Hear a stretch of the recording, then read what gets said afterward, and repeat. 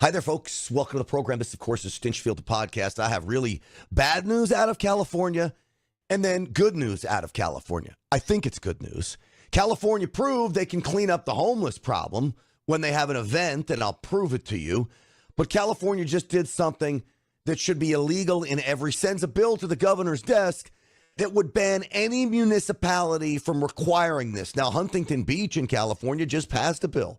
An ordinance that says in order to vote in our city, you've got to show ID. This makes total sense. So what is California up to? You and I both know what California's up to. They want illegals voting. And here's the problem. We know California is a blue state. But do you know there are 2 congressional districts in California that the balance of power in the House of Representatives could rest in California of whether or not these 2 congressional districts go Republican? One of them is Mike Garcia. He's a good friend of mine down in Southern California. It is a Democrat district that he continues to win as a Republican. And what the Democrats want to do now is cheat and allow illegal aliens to vote. And that's the bottom line. And here's the other problem. What happens in California does not stay in California. So this bill will be a model to be marched to other liberal states across the country. So when you have a very important district that relies on the balance of power in Washington, they can make the difference in these blue states for how we operate government in Washington, D.C. Quite frankly, folks, it is frightening. This bill passed 57-16 through the California Senate, passed through the state assembly. Good friend of this program, Bill Asaley, a state assemblyman, California, tried to get an amendment to this bill that says illegal aliens could not vote, that would outlaw, even though it's illegal in federal elections anyway. Tries to get this amendment in, no-go. Well, why do you think it's a no-go? Because they want them voting. They know it's their key to success. They know we will never, ever be able to beat them as long as they're able to cheat. How do you cheat? No voter ID. Let illegals vote. Mail-in ballot scheme. Send a mail-in ballot to everyone. Harvest them and then fill them out for people. That's what's going on in California. I promise you. I also want to talk about what they did in L.A. The homeless problem in L.A. is totally out of control. Okay? They've been saying, please clean it up. Please clean it up for us. What does L.A. do? They've got a big bike event coming through, so Hollywood Blvd. They clean up all the homeless encampments along Hollywood Blvd in just a few days, by the way. Something they told us they couldn't do. We're going to talk about that in just a second. But before we do, folks, I want to tell you about a new sponsor of ours, CAUSANow.com, CAUSANow.com, Consumer Advocates USA Now. This is about taking the battle to woke companies and saying, you know what, I'm not going to buy from you anymore. You big box stores that operate in DEI policies. Hey, China, we're not taking and buying from you anymore. We're going to buy from an American-based company with American members, American-made products, free of toxic chemicals, by the way, at a cheaper price so you can buy them anywhere else. And you've got thousands of household products that they sell. Now, to become a member and take advantage of all of this and be part of taking back your country, and that's the key here when it comes to CAUSANow.com, is this is about becoming part of a movement, okay? And saying, you know what? We're not letting China run ramshot over us. We're not letting the big box stores run ramshot over us. We're going to be buying our products from an American company with American-made products delivered straight to your door at incredible prices. I promise you, there's pasture-raised beef as well. There's all kinds of things you can buy here. So here's what I want you to do. Go to CAUSANow.com to become a member. Fill out the form, and somebody will get in touch with you right away. Great company. Consumer Advocates USANow.com. So CAUSANow.com. Pay them a visit. So I want to talk about the will to make improvements and the capability and ability that Los Angeles, any big city, Democrats have to actually improve things. Did you hear what I said? Democrats can actually improve things if they put their minds to it. Now, what have we witnessed across the country, across LA, across California? We've witnessed Democrats destroy things. Crime is up. Inflation is crazy. City services are horrible. There's potholes everywhere. Traffic is bad because the roads aren't in good shape. There's constantly construction that takes too long. Like, Democrats ruin everything. But they can fix things. And they know they can fix things. And this story I'm about to tell you is proof that they can fix things, but don't because they want you to suffer. Unless, of course, it's going to make them look bad. So LA has some big giant bike event. I'm not even going to try to pronounce the name. And it goes down the Walk of Fame, Hollywood Boulevard.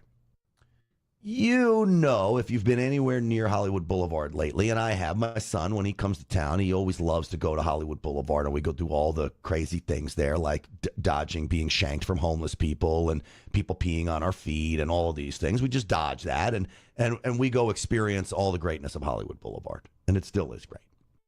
But there's homeless everywhere. Mentally ill, angry, just plain old drunks and drug abusers. They're everywhere. Well, how in the last 2 days did the city of Los Angeles manage to clean up the homeless people along Hollywood Boulevard? LA moved 5,000 people into temporary shelter. 5,000 people off of Hollywood Boulevard in and around that area because of this bike race that's coming through, and they don't want to look bad for a bicycle event that brings in people from all over the country, probably the world. So they can do it. But wait a second. We're told every day that when you go into your office and you got to step over a homeless guy who's passed out in the vestibule, or you want to go to the ATM machine and you go to get an ATM and there's a homeless guy peeing in the corner of the little vestibule where the ATM may be. But we're told it's inhumane to remove those people. We are told that we have to respect the dignity of these homeless people, that we can't be just taking them off the streets. Well, wait a second. Apparently we can, right? We know that San Francisco did it when Xi Jinping came into town. San Francisco cleaned up homeless all over the city. Now it's fallen back to disrepair.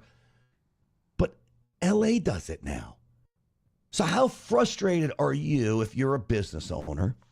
How frustrated are you if you're a homeowner? Because so many areas of Los Angeles right now have homeless roaming the streets in front of their houses. Beautiful, beautiful areas of Los Angeles in and around in the vicinity of LA have homeless people there. You're afraid to take your dog on a walk at night. You should not have to be afraid to take your dog on a walk. But I'm telling you, folks, it's very difficult to get a permit to carry a firearm anywhere in California, even with the Supreme Court ruling. It's still very difficult. I know some sheriffs are better than others, but it's hard. You need to have pepper spray with you. You need to have something that you're able to defend yourself.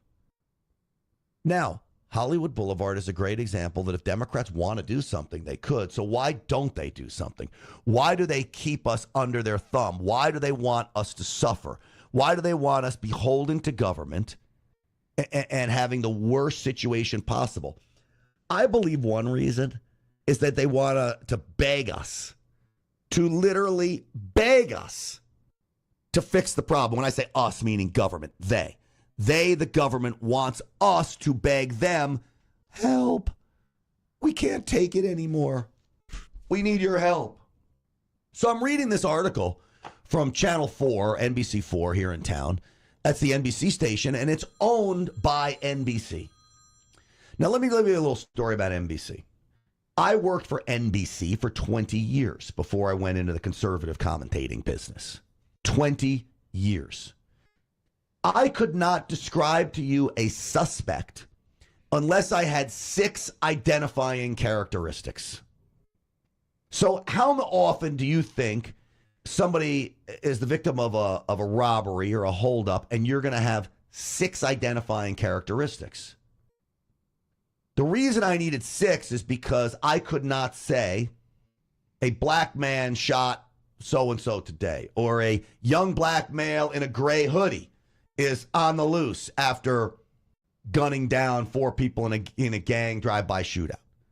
That just black and gray hoodie, or Hispanic, or whatever minority you want to pick. If they were white, I can have at it. I can say whatever I want, and I don't have to worry about the 6 identifiers. They did not want you getting the message that minorities were committing crime in numbers that are not proportionate to the population. Now, that's just a fact. I'll be called a racist for saying it, but it is a fact. So now I'm reading this article about L.A. cleaning up the homeless along Hollywood Boulevard. And as I'm reading this, I see that you're using the term unhoused. Now, I know everybody uses this now, and I hope none of you do. Unhoused is not a term for who these people are.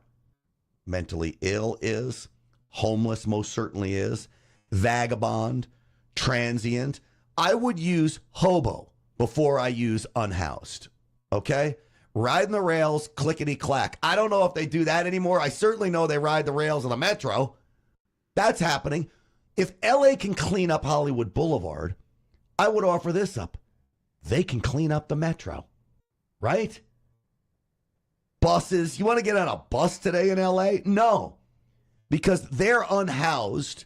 My hobos are sleeping there. They're using it as a moving recreational vehicle. An RV is your local city bus. So LA can do it. And this is my point. So folks, here's the message to all of you. I don't care what city, town, state you're in. You've got to hold your city hall accountable. I don't care whether you're liberal or conservative. When it comes to getting homeless off the street, we've got to be all in the same boat on this one. That you want clean streets and safe streets. That's not a Democrat or Republican issue. That's an American issue. Clean and safe streets. So hold your city council accountable. Make sure that they clean these people up off of the streets. Otherwise, nothing's going to change. Or I guess you just sign a contract to have a big giant bike event come in through your city and then they'll clean it all up. Or call in Xi Jinping from China and they'll clean it up too. If it makes them look good, they'll do it. If it doesn't make them look good, then they don't care about any of us. And that's the sad reality, man. It really is. Hey, folks, listen to me. You want monthly cash flow? I'm telling you, this is unbelievable. Here's the website that I want you to go to. It's called get21now.com, get21now.com, and you will get up to 21% on your investment, annualized, paid monthly. This is about Bitcoin, okay? But here's the beautiful part. If you hate the wild swings of Bitcoin, which I did, I totally stayed out of Bitcoin, but I knew there was something to this. I wanted to take advantage of it. The secret's in the mining.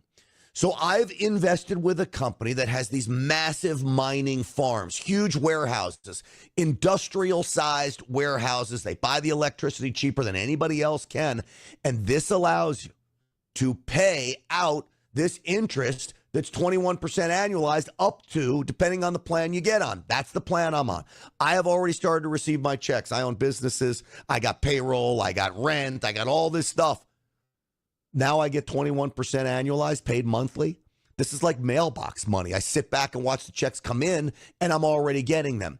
NFN8 is the name of the company. Get21now.com is the website.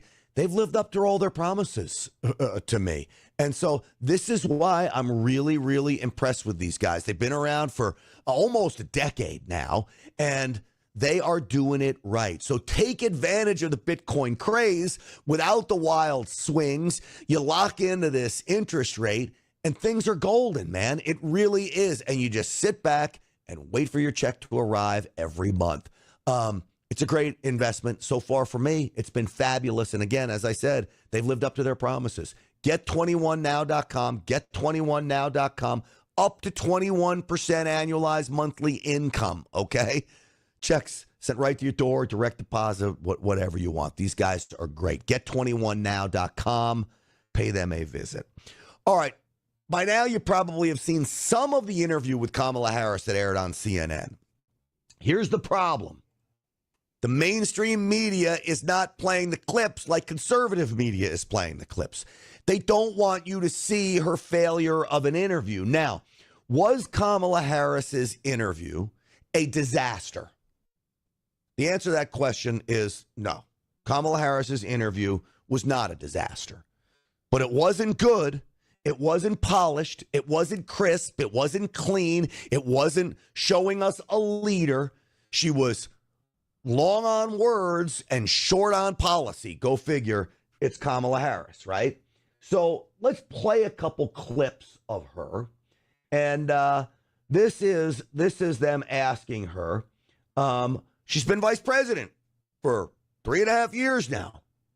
Why has nothing changed?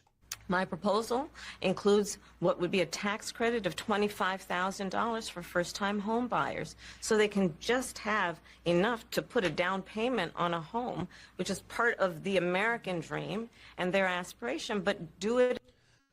You give $25,000 to every first-time home buyer? Where are we going to get the money for that? Is that really government's role to be handing out gifts?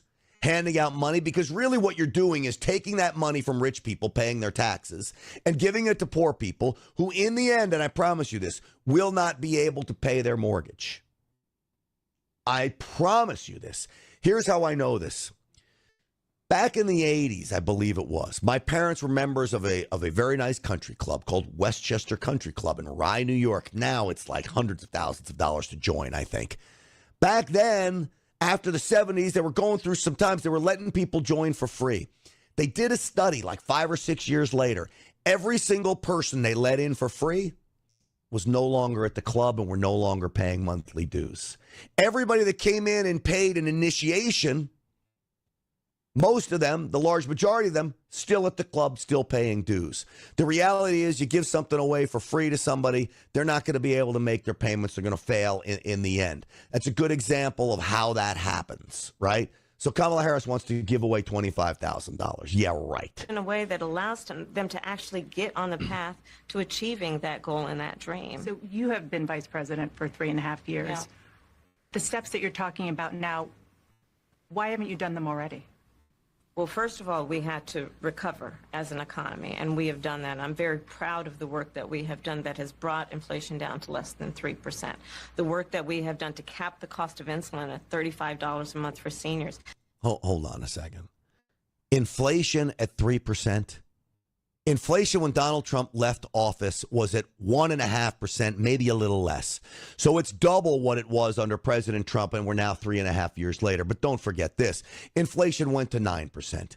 Everything now costs 20, 30, 40% more, something 60% more than it cost when President Trump was in office. So they and their policies, stopping fracking, raising the corporate, wanting to raise the corporate tax rate, and the uncertainty that stems from them threatening to do that, all right? All of the uncertainty. You got gas prices. You got the influx of government money everywhere. So that's raising the cost of goods. What happens? Inflation goes to 9%. So now it's back down to 3%, and they think this is some kind of a victory. Remember, folks, inflation is the rate at which it's growing. So 3% inflation means prices are still going up, not coming down, still going up. Come on, Harris. Donald Trump said he was going to do a number of things, including allowing Medicare to negotiate drug prices. Never happened. I would not be there, Kamala Harris, talking about what Donald Trump didn't do when this country was in the best shape it had ever been in under President Trump. You have some gall to call this stuff out like this. So this is Kamala Harris now talking about what the United States needs, okay? New way forward and turn the page on the last decade of what I believe has been contrary to where the spirit of our country really lies. But the last decade, of course, the last 3.5 years has been part of your administration. I'm talking about an era that started about a decade ago. An era that started a decade ago? Well, last I checked, the decade ago, President Trump was only in office for 4 years. Kamala Harris has been in office, well, let's just say 4 years, okay? What does that leave? 2 years left for the decade. Who was there? Barack Obama. So you've got 6 out of the last 10 years was run by Democrats. And let's go a little further. 12 out of the last 16 years run by Democrats. And she's going to say that Donald Trump ruined everything? Do they really want the American people to believe this? Yes. I don't think the American people should believe it. I hope they watch this program of why not to believe it. I like just ripping through some of these because she's such an idiot. So Tim Walz was finally asked about his weapons of war and don't carry AR-15s on the streets of America when I carried this weapon in war. Let me make this clear. No, you didn't, okay? One, because our military doesn't use AR-15s. Two, maybe the most important, you never fought in battle, okay? You said that you carried weapons in war, but you have never deployed actually in a war zone. A campaign official said that you misspoke. Did you? Well, first of all, I'm incredibly proud. I've done 24 years of wearing the uniform of this country. Equally proud of my service in a public school classroom, whether it's Congress or... You know, it has nothing to do with whether or not you served. It has to do with whether or not you lie. Just because you're a veteran doesn't mean you get a pass from lying. Look, I have great respect for our veterans. In fact, I love them. I owe them a debt of gratitude I'll never, ever be able to repay. The guy who gave me this shirt, I love the guy, Eddie Penny. He makes these Unafraid shirts. Navy SEAL. Put his life on the line for us. God bless him. But you know, he doesn't lie to me. He doesn't tell me he fought in one battle when he was never there. He doesn't tell me he carried AR-15s into war, tracking down, you know, ISIS terrorists or Taliban terrorists or Al-Qaeda terrorists when he was using an M16 or an M4, whatever it was that he had over there. So just because you're a veteran doesn't give you a pass. And I really get annoyed by people who think it does. It doesn't. Yes, you get my respect more than many other Americans, but it doesn't give you a pass to lie. The governor, my record speaks for itself, but I think people are coming to get to know me. I speak like they do. I speak candidly. I wear my emotions on my sleeves, and I speak especially passionately about our children being shot in schools and around guns. So, you know what he doesn't speak passionately about? Children getting shot on the streets of our inner cities across America. That is literally black on black crime that has become an epidemic. Hispanic on Hispanic crime that has become an epidemic. Minority on minority crime that has become an epidemic. He doesn't talk anything about that. You literally have illegal guns everywhere in cities like Chicago and St. Louis and LA and New York and so many of these other liberal cities. And yet they don't do anything to get those illegal guns off the street. Yet they're going to go after your AR-15, which you may use to hunt, you may use for sports shooting, you may use for home defense because it's a great home defense gun. But here's what I know for a fact that you don't use that AR-15 for: to go shoot up schools or movie theaters. Those things happen few and far between. When they do, it is an absolute tragedy. I would offer up the more people that were carrying guns in those schools and the movie theaters, law-abiding citizens, would be better prepared to take out those lunatics who go in there. We'd all be better off. But he's so focused on a school shooting because it's dramatic, it's sensationalistic, instead of focusing on the real problem at hand. Our young people are killing each other with illegal guns in cities where crime is running rampant because the Democrats are not enforcing the laws on the books. Well, I think people know me. They know who I am. They know where my heart is. And again, my record has been out there for over 40 years to speak for itself. And the idea that you said that you were in war, yeah. Did you misspeak as the campaign has said? Yeah, I said we were talking about, in this case, this was after a school shooting, the ideas of carrying these weapons of war. And my wife, the English teacher, told me my grammar's not always correct. Your grammar's not correct? Your grammar's not correct? It had nothing to do with that. You said they shouldn't be out there carrying a gun like I carried in war. There's no grammar mistake.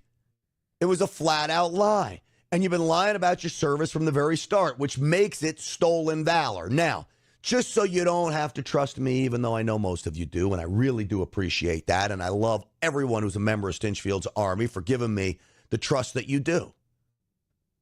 But for those of you watching that don't trust old Stinchfield, You listen to him for yourself, and you tell me what he thinks. Dad, you're the only person I know who's in elected office. You need to stop what's happening with this. I'll take my kick in the butt for the NRA. I spent 25 years in the Army, and I hunt. And I gave the money back, and I'll tell you what I have been doing. I've been voting for common sense legislation that protects the Second Amendment, but we can do background checks. We can do CDC research. We can make sure we don't have reciprocal carry among states, and we can make sure that those weapons of war that I carried in war is the only place where those weapons are at. You hear that? Those weapons of war that I carried in battle. No, you didn't. And by the way, this idea that he's going after, we should not have reciprocal carry. If I have a concealed carry permit in Texas, why shouldn't I be able to use that in any state in the country? Now, let me offer you up this. When it comes to reciprocity from gun rights, first and foremost, I believe, where's my Constitution, that this is the only permit I need to carry in public. I truly believe that. And more states are now going to permitless carry, constitutional carry, as I like to call it. The Second Amendment gives us the right to keep and bear arms. It doesn't say that right stops at the front doorstep. It doesn't say I got to get a permit or get approval from some bureaucrat someplace. It is a constitutional right. So if I have a permit, okay, say a state has the permit process in place, well, then that permit should be good in any state across the country because it is a constitutional right. I'll offer you up this. I have a driver's license in my pocket. That driver's license is good in California. It's good in Minnesota. It's good in Florida. It's good in Texas. It's good across the country. The driver's license. Now, last I checked in this Constitution, we can go through it page by page if you want. There is no right to drive a car in here.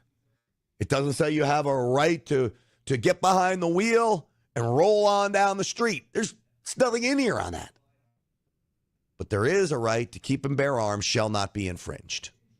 So if it's good reciprocity, if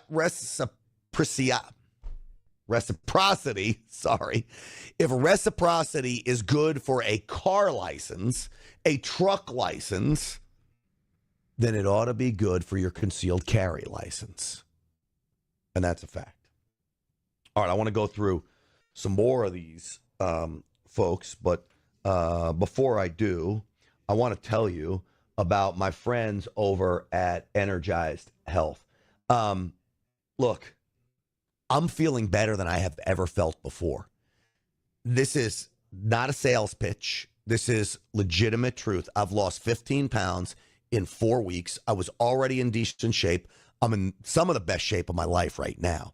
I'm even happier, which is really amazing. I got another podcast out. Watch the other podcast from just the other day about the smile factor. I owe it to energizedhealth.com, energizedhealth.com/Grant.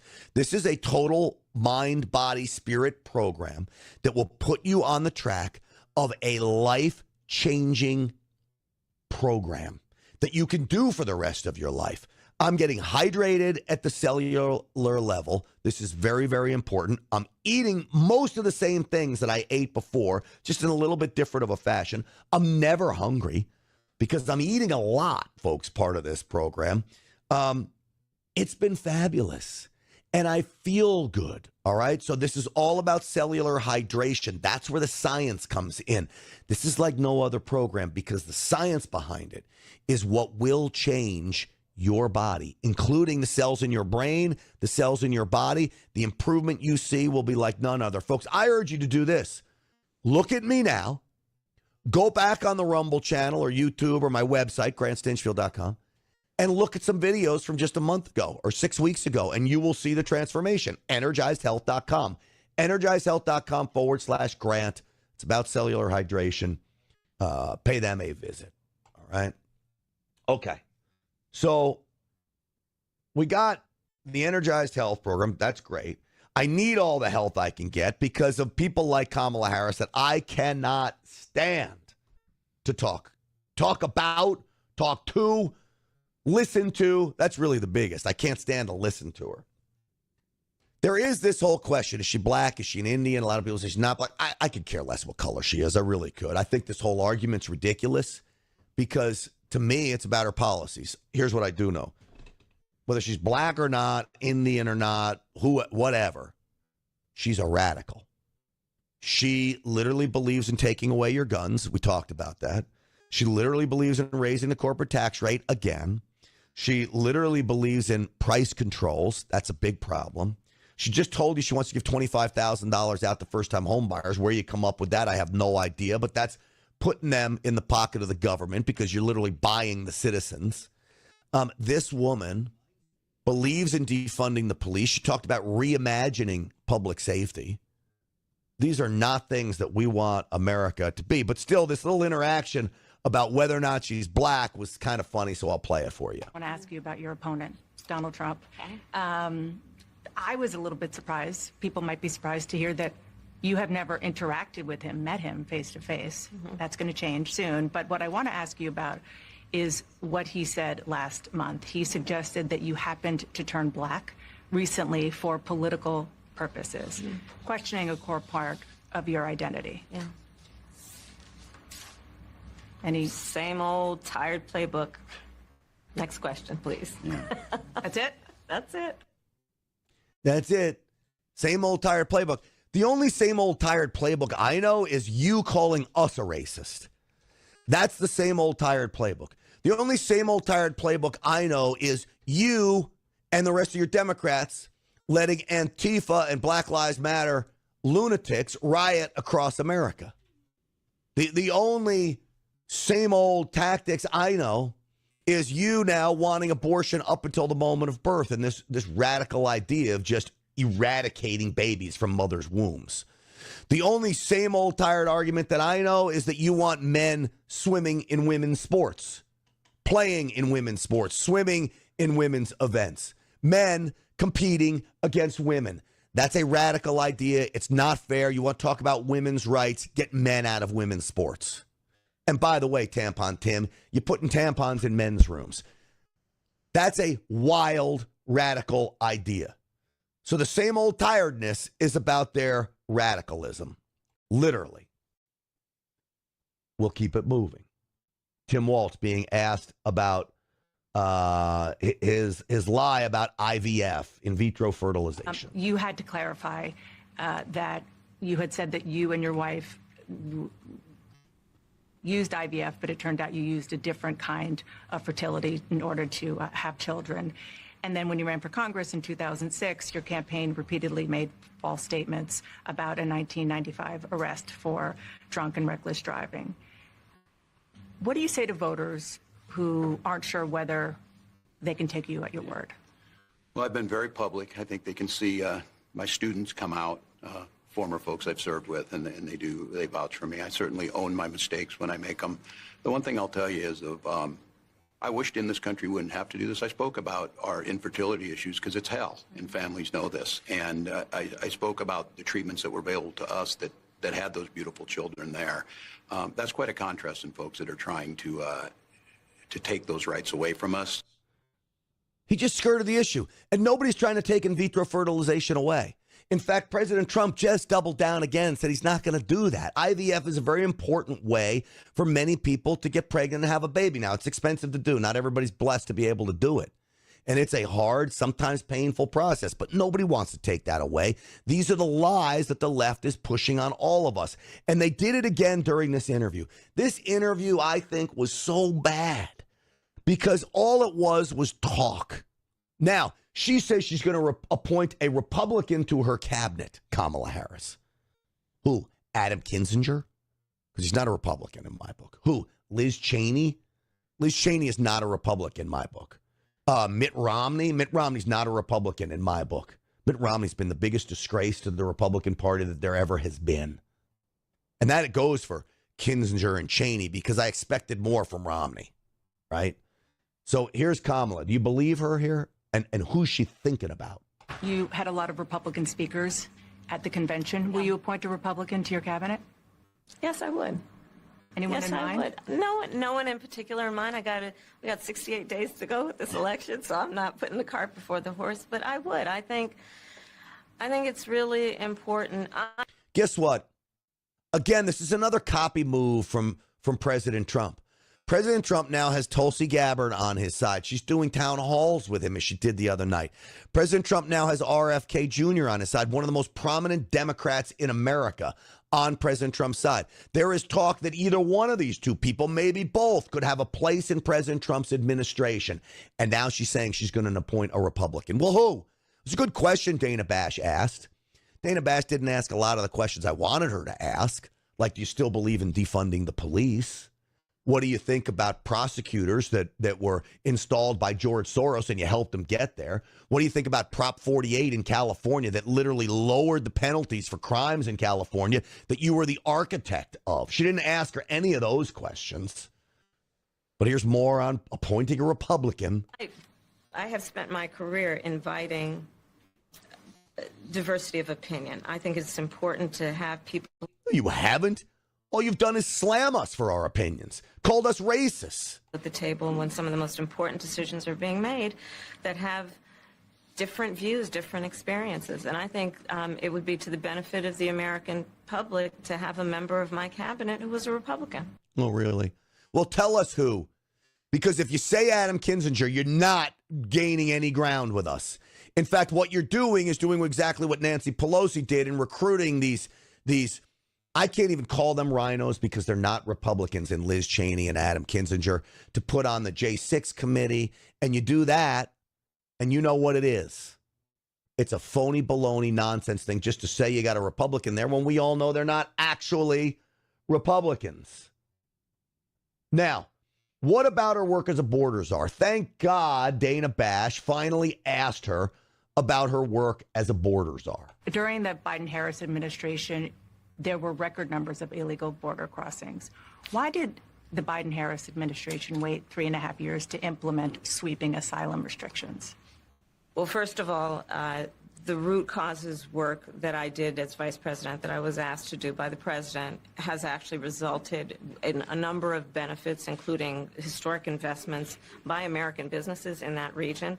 The number of immigrants coming from that region has actually reduced since we began that work. But I will say this, that Joe Biden and I and our administration worked with members of the United States Congress on an immigration issue that is very significant to the American people and to our security. You know what? I think I need to shut her ass up. Just shut her down. That immigration bill was such a joke. It didn't do anything about enforcement. It didn't institute remain in Mexico. It didn't cut down the asylum claims. All it did was put more people into processing so you could process more illegals coming through the line. It didn't do anything to go back and build a wall. Now she wants to build a wall, apparently. Why? Because President Trump's policies are popular with the American people. This woman is an absolute joke. So here's what I'd like to do. I'd like to go through the body language of her and Walz. And we did that on the Real America's Voice program. So I'm going to play you that. It's my conversation with Greg Hartley, who's a great guy. He's a military interrogator, former. He's a body language expert. He's got a whole show on this on YouTube, the Behavior Panel. And we go through Harris's and Walz's body language. And here's what he comes up with. You'd never guess. They're being deceptive. They can't be trusted. This is certainly my opinion, but it's our body language's opinion as well.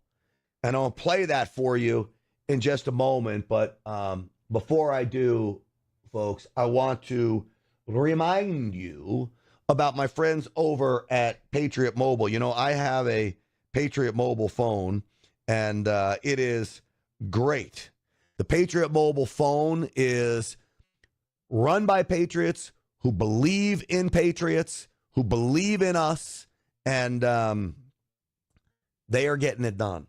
It's America's only Christian conservative wireless provider. They're pushing back against the woke left. Why would you be with one of the big three cell phone companies when they believe in all this woke nonsense? It's diversity, equity, and inclusion. They got overseas call centers, 100% U.S.-based customer service with Patriot Mobile. You're going to see, I bet you save money here with them. Customer service is even better.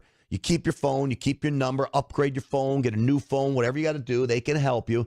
And switching is so easy. Just go to patriotmobile.com/grant.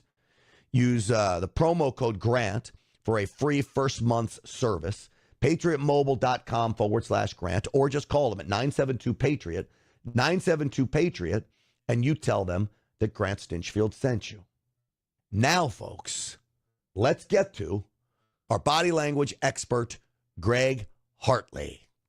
Let me roll Kamala Harris from last night, because we had a guest on, Jim McLaughlin, who raised an issue about Kamala Harris. And I said, you know what, we got to ask Greg Hartley about this, our former military interrogator and body language expert. So roll Kamala Harris. Generally speaking, how should voters look at some of the changes that you've made, that you've explained some of here in your policy?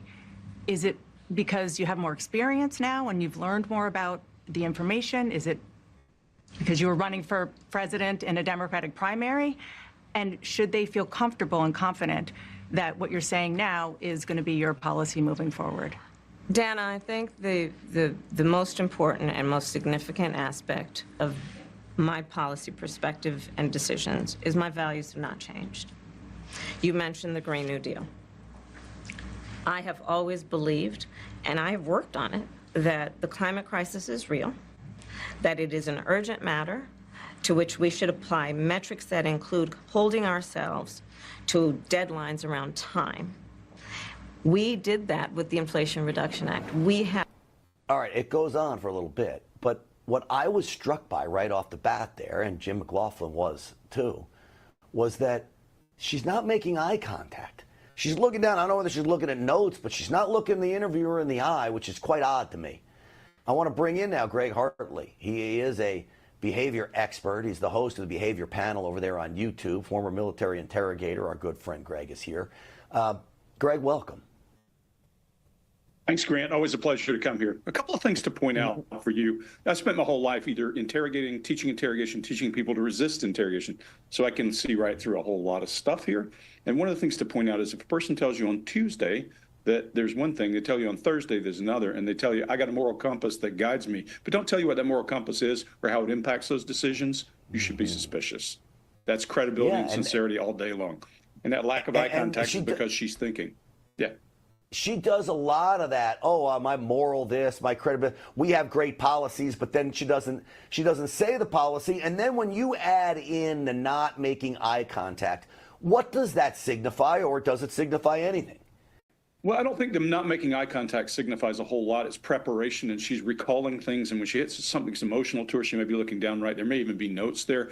But I think the key that you should pay attention to is if you ask a person, you drop your child off at their house, and you said, hey, what are your plans for today? And they answer with something that squirrely, you probably would put your kid back in the car. Think about that. Yeah, it is a great point.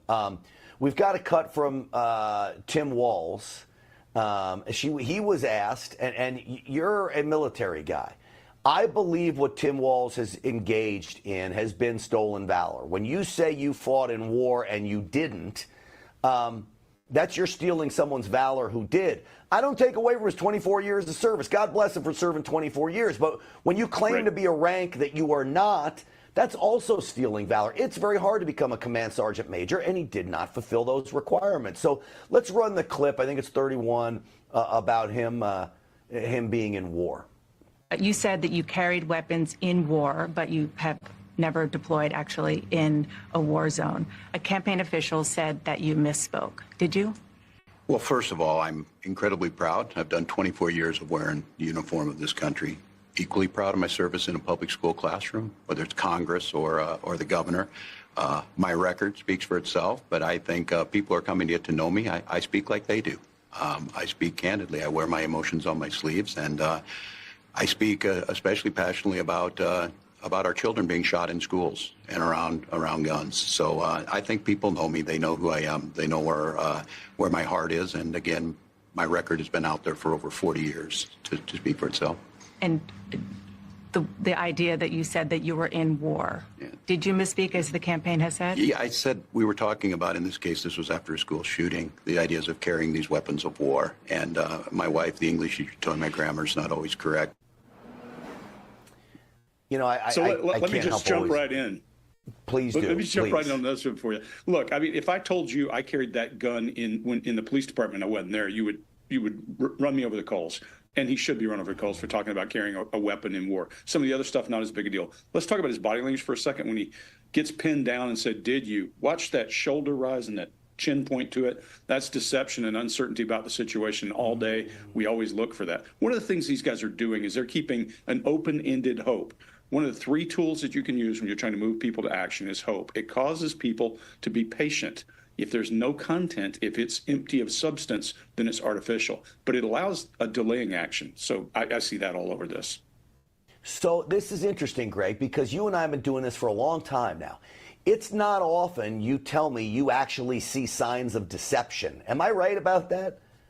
That's true. I mean, you see this as uncertainty, this one shoulder moving, but I think it's probably Scott who first pointed out to me that the minute they turn their chin toward their shoulder, Joe Navarro says the same thing, it's probably deception about how they felt and whether they accidentally did it or truthfully. Yeah, the idea that it's grammar doesn't make much sense. In fact, you know what, just for fun, why don't we play the flashback to the comment in question? Dad, you're the only person I know who's in elected office. You need to stop what's happening with this. I'll take my kick in the butt for the NRA. I spent 25 years in the Army, and I hunt. And I gave the money back, and I'll tell you what I have been doing. I've been voting for common sense legislation that protects the Second Amendment, but we can do background checks. We can do CDC research. We can make sure we don't have reciprocal carry among states, and we can make sure that those weapons of war that I carried in war is the only place where those weapons are at. That's not an accident. Greg. That's not an accident. That's pretty passionate. It's pretty hard to be that passionate and and accidentally say something. All of us make mistakes, but saying I carried a weapon in war and you haven't been to war is not a mistake. Sorry. All right, and I want to just remind, I used to work for the NRA, so I feel very passionately about this stuff. One, it's not a weapons war, Greg. You carry M16s or other automatic rifles. You don't carry an AR-15. You get your ass kicked in war with an AR-15, and they know that. And then they talk about these school shootings. They don't ever talk about black-on-black crime or minority-on-minority crime that's killing people across cities in America, and it's just so disingenuous because it's the war on the good guy, not the bad guy that happens. Dana Bash asked Kamala Harris, I think they show a shot of her face here. This is what I want, because she had claimed she's black, then she's not black, she's Indian, and there was all controversy over this. It was an interesting question. Cut 33. I want to ask you about your opponent, Donald Trump. Okay. I was a little bit surprised. People might be surprised to hear that you have never interacted with him, met him face to face. That's going to change soon. But what I want to ask you about is what he said last month. He suggested that you happened to turn black recently for political purposes, questioning a core part of your identity. Yeah. Any Same old tired playbook. Next question, please. That's it? That's it. Oh, well, you had to laugh at the end, Greg. It's one of the few times we see any of her typical nervous behavior. And what I think we're seeing is she would like to respond and say something about Trump, but our coaching says do not say anything. My belief is their strategy is going to be that Trump's a bully, and they're going to try to draw that out of him without her doing that. And she's going to say, look, I have the same ideas for policy. I'm just not mean. That's what I think you're looking at. So she's holding back here. She ends up with the laugh. We know it's a nervous laugh. Is that a fair assessment that the laugh is out of nerves? Is it almost as a pacifier? Does she use the laugh? Like, what is that all about? She uses it a lot of ways, but when she is feeling deceptive and in a bind, there's a formula she uses. She'll start off by trying to just use words that mean nothing and just rattle them out. I call that chaff and redirect, like an aircraft throwing out chaff. When that doesn't work, you'll see her go to that smile, that nervous smile and head bob, and that whole thing she does where she does word salad. She's trying to get you to follow up on something. When you don't, then she goes into fight or flight and that nervous laugh. So that's a cascading thing when she does that. In this case, it's punctuation for her. I think it's just a release of nervous energy, and it's punctuation. Yeah. Always fascinating stuff. I appreciate you joining me today on this little special edition of Stinchfield we got. And have yourself a great Labor Day. I hope you get some rest. You work hard, and we appreciate you, Greg Hartley. Have a great Labor Day. Thanks. Absolutely. All right. Here's his website, folks. Readbodylanguage.com. That's readbodylanguage.com. And here's what I would really offer you up to do. If you're out late at night or you got some time, go to his YouTube show, The Behavior Panel. If you like what you see here, they got a whole panel of guys like Greg who can break it down for you, and it's good stuff. And lastly, folks, I'll leave you with this. twc.health/grant. You know I love this company because they, the wellness company, provide you with these emergency medical prescription medication kits. twc.health/grant. Great prescription medications in here. All the main ones you will need: amoxicillin, a Z-Pack. You've got ivermectin in here as well, and a whole slew of other prescription medications. A handy guidebook to help you with the safe use of them.